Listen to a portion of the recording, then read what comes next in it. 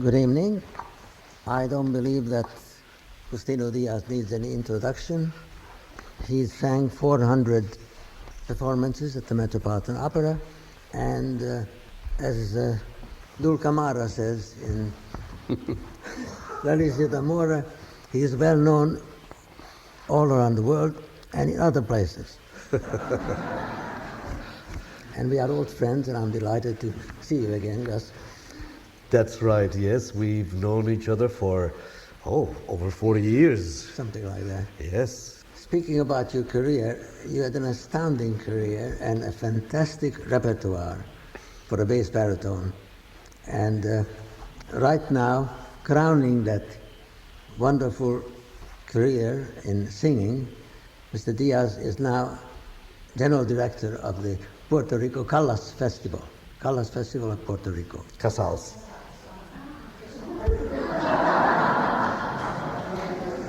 I wish there was a festival named Callas, and I would love to be the director of that too. They're both very, very famous people. Anyway, and Mr. Diaz is teaching there and also directing, and he has some great visions for the following season. And why don't you elaborate on your plans? Who are going to Well, this is sort of a coming full circle, as they say, because I started there when I was in my teens, I think 17, as an usher at the Casals Festival during the first Casals Festival in San Juan, Puerto Rico, after Casals came to settle in Puerto Rico. And that wonderful music, I started to get familiar with that repertoire, even before I was attracted to opera, practically, because I still was not that much, my voice had not really developed. I sang at the Casals Festival, of course, under the baton of Pablo Casals, and we did oratorios, we did Handel cantatas, Bach cantatas, a great experience with this great genius that he was. And now, at the end of my career, after I'd retired a couple of years ago, I am now artistic director and music director of the Casals Festival, together with Elias Lopez Soba. And we're having wonderful plans, because next year we celebrate 50 years of the Casals Festival. So, and this year we're having Yo-Yo Ma as one of our soloists. And of course, Yo-Yo Ma is today perhaps the greatest, the most distinguished musician. And he is exactly what Pablo Casals was in his day, you see. And to me, it's very important to have been instrumental in bringing Yo-Yo Ma to San Juan, to Puerto Rico. And we also have plans for 2006 to bring the Philadelphia Orchestra with Maestro Eschenbach and the Berlin Staatskapelle with Maestro Barenboim. I love it. I love to be involved in that, and I get to cast things, and and be on the other side. I get to say to singers, no, that's too much money, my dear. So you are... Which is what I got all the time, too. All singers have to go through that. Anyway, I think it's a wonderful turn of events. You're doing a kind of a Placido Domingo in Puerto Rico. That's right, yes, that's right, yes. Managing, but you're not conducting. No, I leave that to, no. Going back to your career, as I mentioned before, the repertoire is simply astounding. And as a young man, your first opportunity in big time was a role in Bellini's I Puritani opposite John Sutherland. And you were how old then? I was 20. And it happened the spring before the fall of of 63, when I made my Met debut. And I was invited to sing Giorgio in Puritani with Nicolai Guerra, John Sutherland, and Ernst Blanc. And there's a pirate recording of that out there. And 23 years old, that's tough, but it wasn't bad. I don't think you were overawed by all that fame that came to you. You were ready to take it. Yeah, no, I thought all careers were like that. you know. So yeah, okay, so you have talent, so yeah, you can do something, get up and do it, you know. That's not the way it's supposed to be. I say to many of my students, I say, you know, don't do as I did, you know, do as I'm telling you, you know. Because it's very easy to hurt yourself at that tender age. Fortunately, knock on wood, I was lucky, and then, I managed to avoid being hurt by so much exposure, singing all those heavy things, many of them heavy. But I always, you know, George, I always try to keep in my repertoire Handel, Bach, Rossini, Mozart. Mozart, of course. Always Mozart. Mozart. At the same time, I ended up doing the big villains, you know, the Mephistos, the Scarpias, the Iagos, the Macbeths, and I managed to have my cake and eat it too, as it were. And I did it my way, as the song goes. And as once in the WQXR listening room, was it? Yeah, the first time. No, the first time they had records, premiere records. First hearing. First hearing, that's what they played a record of Mozart arias I had done, and one of the panel members said, "Oh, yes, of course, Justino Díaz, yes, he is a survivor." And that's a very good thing to be called. He is a survivor. After 46, 47 years career, I think I deserve that title. You deserve a lot more. But again, going back to your early years, I remember a performance of Carmen at Louison Stadium, and there's no doubt that many of you out there familiar with that wonderful place that is now gone. And there was a Carmen, and it's the first time I saw Mr. Diaz. And then recently, I mean, just a few minutes ago in the green room, he told me that preceded his Metropolitan Opera debut in 1963. No, I was already at the Met. You were already at the Met. Already at the Met. I had done. But you had not sung Escamillo at the No, Met. no, no. That's right. No, I had done mostly smaller things. Right. Yeah. And he told me the cast was Regina Resnick in the title role and Sándor Kónya as Don José. And now our guest will tell you who the covers were for that performance. Well, backstage, just before the performance, came Rosalind Elias, and she was the cover for Regina. At the Met, we always had covers for all the roles, of course. And with her was a very good-looking young man, and she introduced this young man to us and said, "This is Regina Resnick, Justino Díaz, Sándor Kónya," and we shook hands and, you know, didn't pay too much attention to this young man. And then Roz said, "Oh, he's the cover for Sándor, for the tenor tonight." "Oh, because, well, what's your name again?" And the young man said, "Plácido Domingo." Well, you know, things like that happen all the time, you know. They happen all the time, except it takes about 20 years or 30 years to become history. Then we can talk about it. I remember your early days at the Met, and having met you in person before, I discovered you once as the Grand Inquisitor on stage. And I said to myself, my God, this kid is 24 years old, and he's singing a man 90.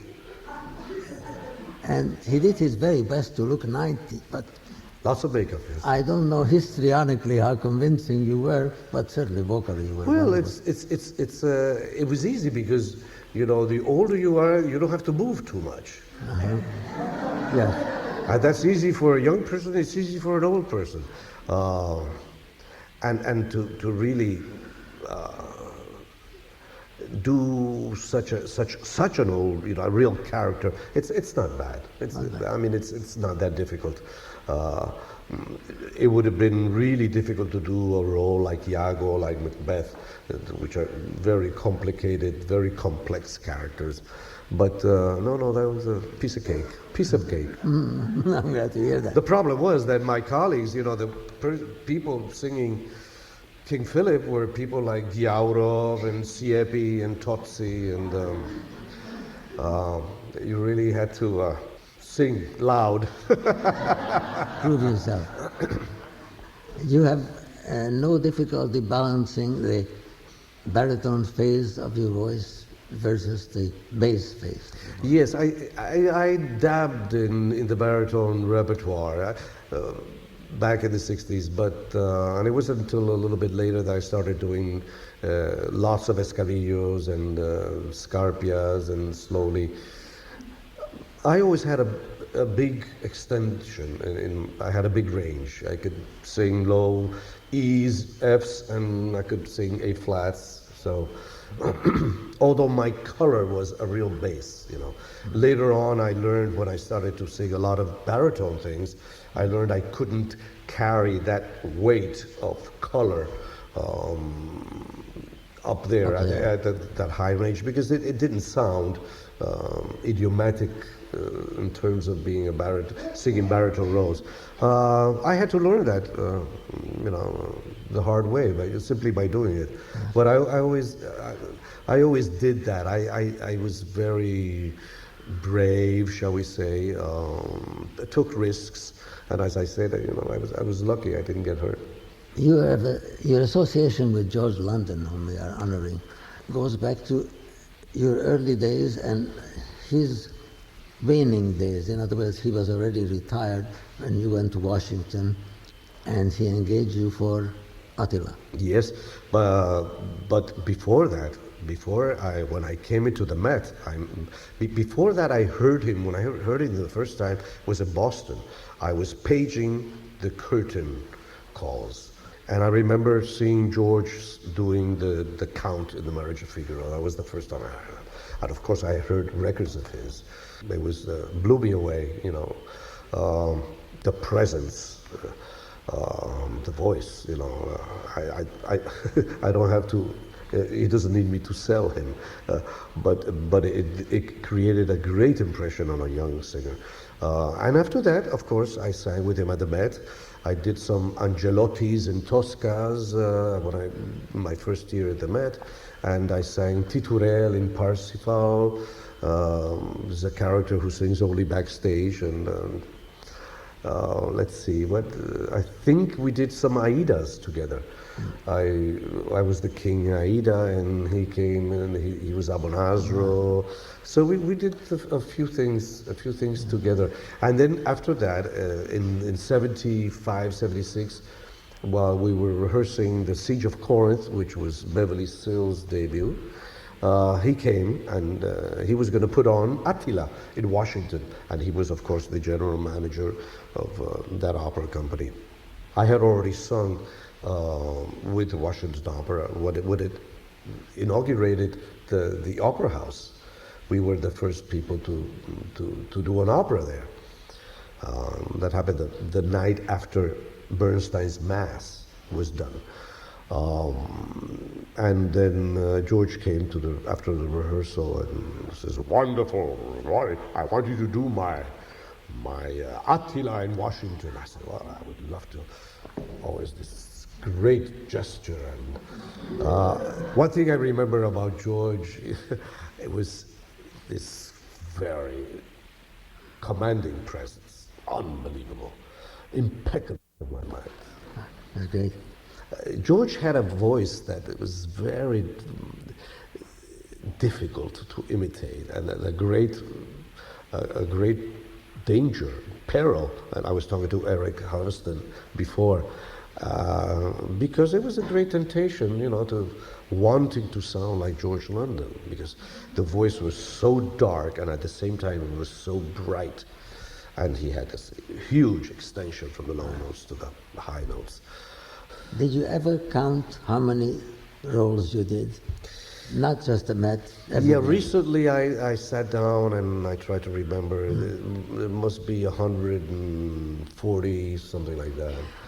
On top of that, you add oratorios and cantatas and things You like must that. have been all your life a very fast learner. Yes, I was. I once learned the Damnation of Faust in 4 days because Norman Traeger canceled in Pittsburgh with the Pittsburgh Symphony and William Steinberg conducting. And it's a piece of cake. When you're young, you don't. Nobody has ever told you that something is difficult. And if you have the facility, you go to a good coach and do it. It is later on when you get older. You say, "My God, I did what?" It's.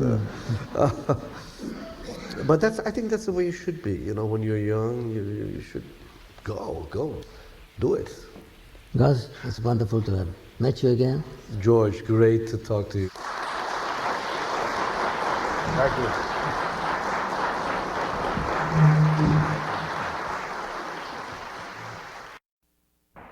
Thank you very much.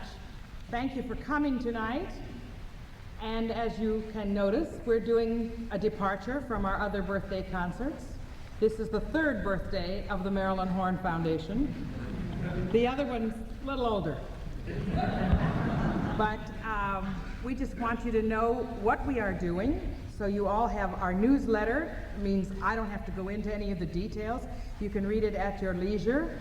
And just to tell you that these are part of the young singers that we are sponsoring, and we are betting on these people for stardom, and I think you will agree after you hear them tonight. And that we are continuing our educational programs in the schools, and actually you can see that we've come up a bit in the world. We're also being filmed, taped for PBS, and WQXR is taping us for future broadcast as part of our ongoing series on WQXR of the Marilyn Horne Foundation. So you see, we haven't done too badly in 2 years.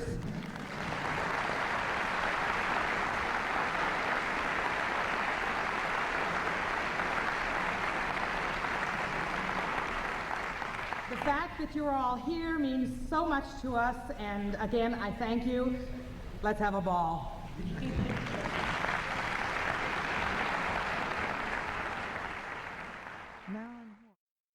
I must say, when I first started doing the recitals, I was terrified because the audience was so close and so attentive, and you felt so terribly exposed.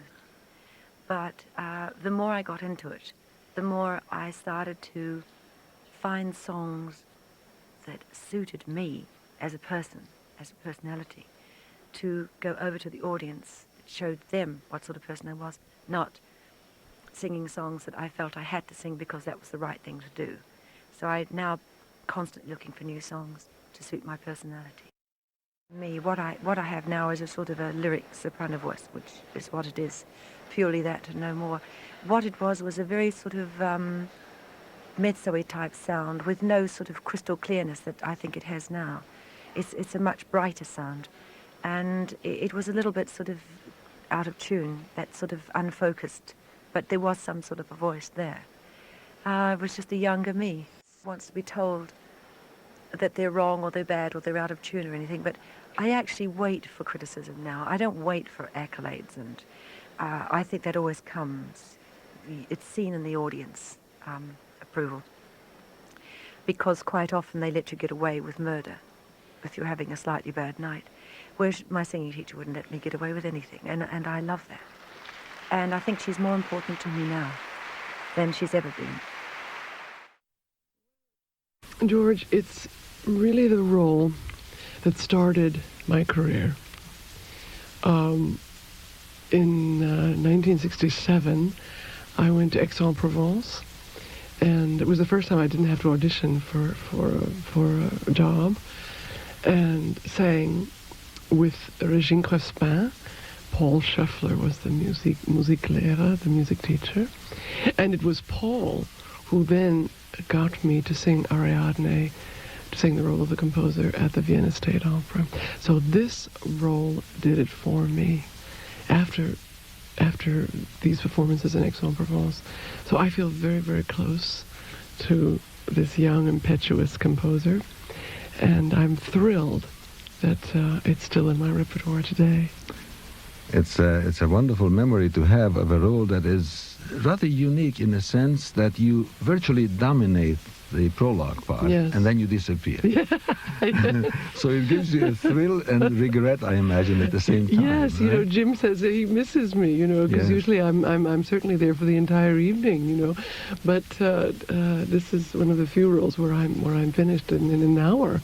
Yes. But the singing part itself is just 20 minutes. Which, I mean, it's a difficult 20 minutes, and it's an impressive 20 minutes, and you have to make the most of it, but then it's over, and, but when you it's say great. impressive 20 minutes, Yes. not the least of it is Yeah. that you are glorifying music. Your words Yes, all absolutely. about just what a great art music is. That's right, and I'm just thrilled to be able to stand there and sing those words on this wonderful stage. Yes. It's a thrill. Did you leave behind the Puccini roles? You didn't do No, Cavaradossi, I did you? did Tosca about You did. 4 or 5 years ago. It was the last time I did it in Wien.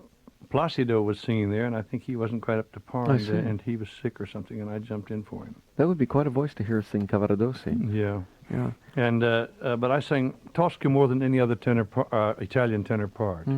How high does that go? B flat. It's B natural. That's right. B natural.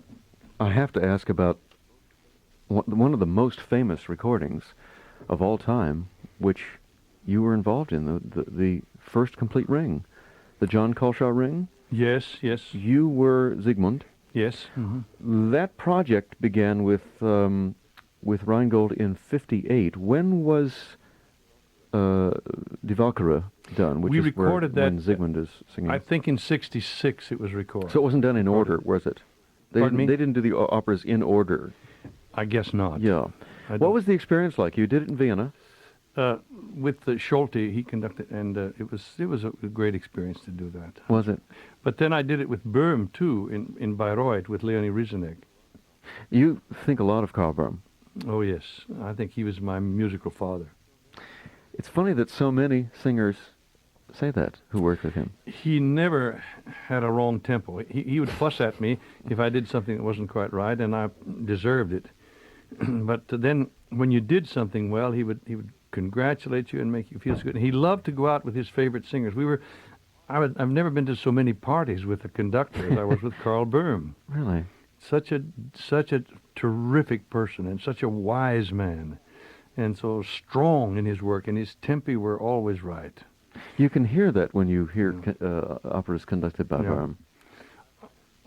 I valued him almost above all the other conductors that I ever worked with. Extraordinary. I loved working with Leonard Bernstein too. I thought he did some great things. Really? What did you do with him? Oh, different things. We did Fidelio in the Beethoven year 1970 in Vienna, in the house where Beethoven conducted the first Fidelio. I remember in Theater that. an der Wien. I remember that. And that was quite an experience. Yeah. Lenny was something very special, I think. Yeah. He was wild, but in his way, but it was good. You know, a musician needs to be a little crazy anyway, I suppose. Did he understand singers and work well with them? Yeah, Yeah. he did. Yeah. He was great, and his enthusiasm for his work was just overwhelming. I want to talk I to was highly happy when I could do anything with him. We recorded Lied von der Erde too with Fischer Disc. Oh, I remember. Yeah. I remember. You reminded me of so many of my favorite recordings. I love hearing you sing. Would you sing one more? You've got a Strauss on hand Ah, ja, here. Zueignung. This is Yeah. dedication, of Richard Strauss. This is James King, David TRIESTRAM at the piano, and they're performing live for you on Around New York.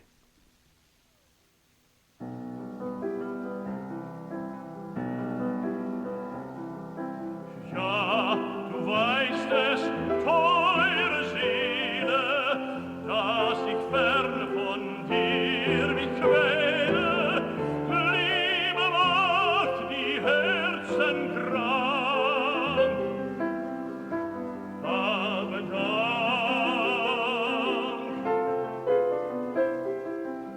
Einst hielt ich der Freiheit sicher, hoch den amethysten Becher, und du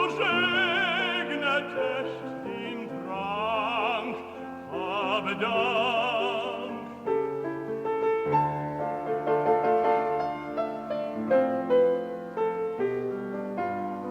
Und beschworst darin die Bösen, bis ich, was ich nie gewesen. Heilig, heilig, ans Herz dir sang.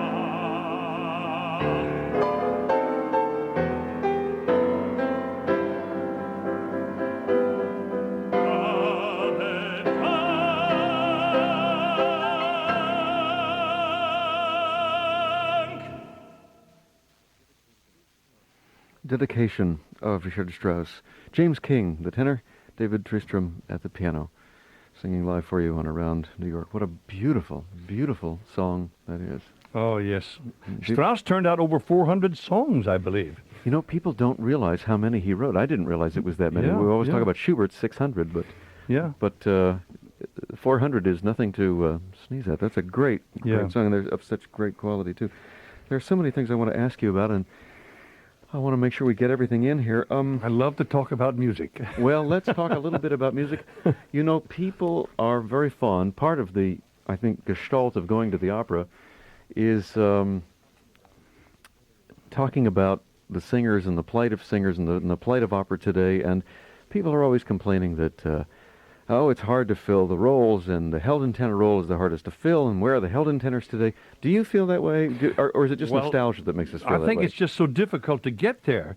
It took me 20 years to get things really worked out where I could sing decently as a tenor, you know, and I believe, though, that I did the right thing, that it was good that I took that length of time, and that I was forced because I was financial problems, not that I couldn't go out and study just any time I wanted to. I had to have a job and make a living with the family. And it was just one problem after another. And I think so many of them that have the voices today give up studying because they think they can't make it in this country. We don't support opera and the performing arts in this country like we really should. Our people are terribly naive generally. Not all of them. We have some great Americans that do. But we have generally, I think our people have a very low level of taste for music. I can't understand how these pop musicians can make so much money, although they're not to blame. It's the public that buys it all the time, and it's really nothing special. It's hard to know which, you know, it's, as I said before off mic, it's like the chicken and the egg. You don't really know what's the cause. Is it because there's not enough made available, or people aren't interested enough to listen to it? They're not brought up with it in this country, I think, too. I know the first thing they cut out of the public schools is the music. I remember Bush in a speech one day said, we got to get people back to school. We got to get them to learning things. We got to teach them math and science. Well, he didn't say anything about the humanities, English and literature and poetry and the arts and the performing arts. You know, we've been blessed so much by our recording industries who've done wonderful things on record. Yet, you can't, I think, really hear music quite properly unless you hear it live. I agree. And people with these microphones stuck in their mouths singing all this junk and stuff, whatever. But it's nothing special. But when I think about what Beethoven turned out, I see too people with doctor's degrees who wouldn't walk across the street, as I say, to hear a Beethoven symphony if they had a free ticket for the affair. Their capacity for enjoying these things is so minimal. And this is what really disturbs me in our country. And I love it here and I love my people, but I feel that we're missing so much by not supporting these performing arts. Germany has 85 opera houses and they're all state supported. And we don't have really one. I mean, we give a little bit here and there. This pittance to from the National Endowment for the Arts, which is a pity that that's squelched like it is really, and given so little. I think it costs us 60 cents a person per year. And when you see how we're wasting money through our government rackets from Washington, this book by Martin Gross is really something on the things that we are spending money for, and there's nothing really for the soul. It's just money. They say there are basically three things, money, sex, and power, and if you've got the money, you can buy the other two. Well, there's more to life than making a living. There's more to an education than simply learning how to make a buck. And, when I was finishing up graduate school, I was seeing a seeing a trend in students coming in, and certainly this was not true of all students. This is not even a generalization, but I was seeing a bit of it, and I think there's more of it now. Maybe there's less. I don't know. I'm not so much in contact with it, but people kept saying, "Well, in this course, how do I make a living with this? And in this course, how am I going to use this to make a living?" That's not what an university education is about. It's supposed to be about developing a human being. Exactly, to deepen our perceptions in the greater things in life, the important things in life. Not just have fun. I get sick and tired of that expression. But indeed, there is more to life than simply working, and this is fun. This is part of the fun. This is part of the great thrill and ecstasy of music. Fun seems to me like, though, I think the word itself is a shallow word. A depth of pleasure and joy is perhaps a better word. But we can say fun, it's all right. Yeah. But I would just love, I'm envious that our country doesn't have more to offer its people. We should have 40 metropolitan operas in this country. Yeah. They've done such a job here in New York. I mean, it's wonderful wonderful what the Met has done. I took one of my sisters, I have 4 sisters. I've taken turns bringing everyone in my family to the opera. They don't live here in New York, we're from Boston. And my one sister had never been to the Met and had seen very little opera. And she was very, very bright, as all my sisters are, but had never had that experience. And I took her just a week ago. Oh, my. And she saw the Zeffirelli production of Tosca with Luciano Pavarotti. And after he came out, 10 minutes in, he sings Recondita Armonia. Yeah. And we're sitting down on the aisle in the orchestra, and she applauds as everyone's going wild and turns to me, and there are tears in her eyes and this look in her face like, I never knew. It was like, and it opened a door for her, and I am so thrilled to see that happen to people. And it can happen so easily. It's such a thrill. Well, I think that people generally feel that, opera's sort of a really kind of a bore, and it's really only meant for the snobbish, rich elite. No. Who want to go and the ladies want to go and show off their beautiful clothes and all this. No. And it's a lot of nonsense, really. Opera is something for deepening our whole perception in life. It's like what comes from the Greek mythology. Absolutely. Which is, to study Plato and Aristotle and these people. Aristotle said music is the expression of the imitation of feeling. And that's one thing that bothers me a little bit about jazz. I like it, but I know that it's basically so much of the time just an expression of flippancy and lightheartedness and not something serious with real depth. Jazz is just have fun.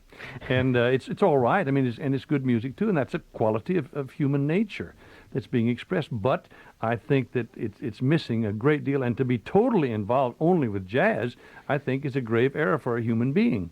We ought to listen to everything. Let's listen to you sing a little more from this 1967 London recording with the Vienna Opera Orchestra and Dietfried Bernet conducting. This is the great aria you sing from Lohengrin, In Fernem Land. This is James King on record. He's my guest today on Around New York.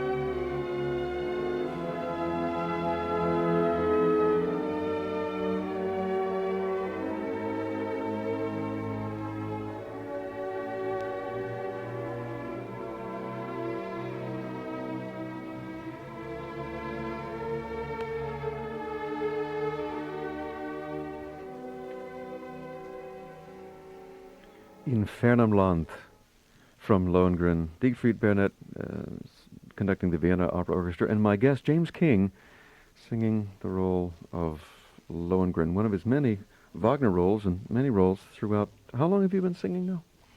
How long have I been singing? I guess about 50 years when I go back to my childhood. Really? Yeah. I sang actively in high school. It was all kinds of things out in Dodge City, Kansas. You know, a town of 10,000 population and such music in the town. We had even good hillbilly musicians there, and some of that's fun. All kinds of people were singing in the church choirs and in for the local affairs. I always fantasized that a town like Dodge City would be ripe with real Western songs, not country and Western, but these Western ballads. Oh, were yes, you? things like the Strawberry Roan, you know. And well, things I don't know, actually. Yeah, those great. They were actually quite good poems. They are. And they were they? lengthy. They weren't like the pop music. Well, they told stories, didn't yes, they? They did. Yeah, and it was sort of a tradition of passing Coming on around stories. the mountain, Little Brown Jug, and things like that. Yeah. Charming little old songs. Well, you think of the Viennese folk songs. They're just something so special and quite lengthy poems. Yeah. And they sing them all the time still in Vienna. Vienna is a country the city is about 1.5 million. They have 2 opera houses giving opera every night of the week for 10 months a year. And besides that, Steve, 32 theaters, even an English theater in Vienna. And they have 27 museums. I mean, you talk about culture. It's a country of 8 million people. And they have 11 opera houses in the whole country. And the greatest music festival probably of the world is the Salzburg Festival. It is a country of great culture. Yes. Even the food. Yes. Oh, the food. Oh, my. The food. Oh, my. And you lived in Munich for 30 years. Munich, yes, but I sang mostly in my career in Vienna. Yeah, you did. And now you're living in Bloomington because you're teaching at IU, yes. one of the great music schools in the world.